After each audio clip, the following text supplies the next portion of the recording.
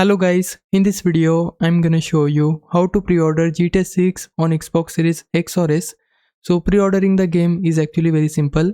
From the main home screen, select Microsoft Store. Once you open it, then select the search icon and search for GTA 6 like so, and then search results will appear. From here, select the GTA 6 game. Then you should be able to see all of these editions.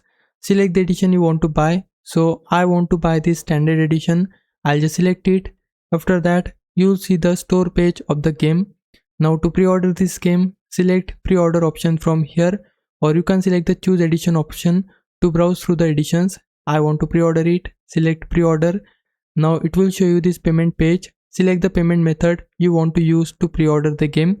I have already selected mine. You can see the price here as well. Now to buy this game, we need to select buy at the bottom. Once you complete the purchase, the game will be added in your Xbox library. Just keep in mind, pre-ordering does not install or download the game right away. Rockstar has confirmed that preloading begins on November 12th. So until then, GTA 6 will only appear in your game library.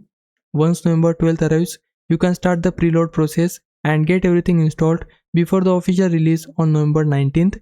And that's how to pre-order GTA 6 on Xbox.